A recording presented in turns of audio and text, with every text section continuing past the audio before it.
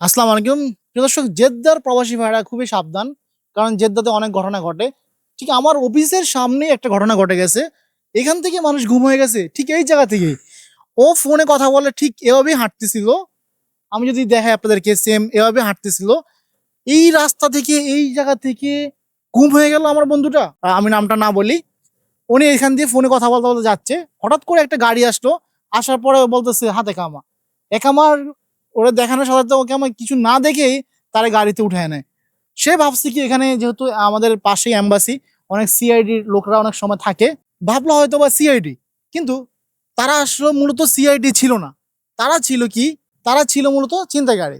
অর্থাৎ নরমালি আপনাকে একটা কথা বলে রাখি, যদি আপনাকে সিআইডির গাড়ি ধরে তাহলে সিআইডির গাড়ির সামনে একটা হাদিদের লোহাটা থাকে, অর্থাৎ গাড়ির মাঝখান বরাবর একটা পার্টিশন থাকে। তো তাদের নর্মাল একটা গাড়ি ছিল, ক্যামরি গাড়ি। এই ক্যামরি গাড়ি করে তাকে উঠে নিয়ে গেছে।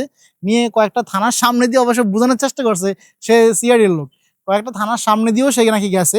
আমার বন্ধু উনি গাড়ির ভিতর থেকে দেখছে যে কোথায় তাকে নিচ্ছে আর কি। তো একসময় তাকে ঘুরাইতে ঘুরাইতে একটা মরুভূমিতে নিয়ে যায়। নেওয়ার পরে ওখানে খালি একবার অন্ধকার একটা জায়গা, প্রায় আনুমানিক 1টার দিকে তাকে ওখানে ছেড়ে দেয়। তার কাছে অনেকগুলো টাকা ছিল, সে টাকা এবং মোবাইল ফোন, তার মানি ব্যাগ সব কিছু নিয়ে যায়। তার ভিতরে আবার শুধু তাকেই ধরে না।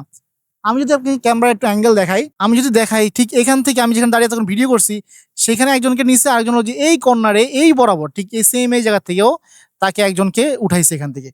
তো ওই জায়গা থেকে একজন নিল, এখান থেকে দুজনকে নিয়ে গেল তারা। নিয়ে যাওয়ার পরে আসলে একজনকে আমার বন্ধু যে আসলে তারে ছেড়ে দিচ্ছে। পরে ওনাকে কোথায় ছাড়ছে আসলে আমরা আদৌ জানি না, ওই তথ্যটা আমাদের কাছে নাই। প্রিয় দর্শক, যদি আপনাকে এভাবে কেউ কোনো সৌদি হাত ধরে বলে আপনাকে এভাবে যদি গাড়িতে উঠানোর কথা বলে, মনে রাখবেন যদি আপনার কামে এক্সপায়ার থাকে বা আপনার কামে হুরুপ থাকে বা আপনার যে কোনো সমস্যা থাকে, আপনি কখনোই তার গাড়িতে উঠবেন না। আপনি জোর গলা বলতে পারেন যে তোর আইডি কার্ড দে, তুই ওর যে সিআইডি কিনা ওটা আগে নিজে ভেরিফাই করবেন। যদি না ভেরিফাই করে উঠে যান তাহলে বিপদে পড়তে পারেন। আপনার করণীয় কি? যদি মনে করেন যে চিল্লাইতে পারেন, যদি শুনশানের এরিয়া হয় অথবা কেউ একজন আপনাকে হেল্প করতে পারে এসে। যদি আমার বন্ধু যদি এখানে চিলিক মারতো আমরা অবশ্যই শুনতাম, বা আমাদের এখানে দোকানের সামনে অনেক লোক ছিল। অর্থাৎ এখানেই কিন্তু অনেক মানুষ আছে। এই যে আমি যদি দেখাই, এখানে আমাদের অফিস প্লাস দোকানপাট আছে, এখানে অনেক মানুষ থাকে। আর ঘটনাটা একেবারে বেশি দূর না, ওখান থেকে এখানে এই ঘটনাটা ঘটে গেছে।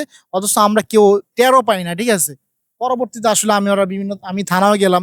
তো সেই গল্পটা পরেই বলি। প্রিয় ভাই, যারা আমাদের প্রবাসী ভাই আছেন, আমরা জানি অনেকেই এই ধরনের বিপদে পড়ে থাকেন। আমরা দোয়া করি সবাইকে আল্লাহ হেফাজতে রাখুক এই প্রবাসীর মাটিতে। ভালো থাকবেন, সবাই হেফাজতে থাকবেন। আল্লাহ হাফেজ।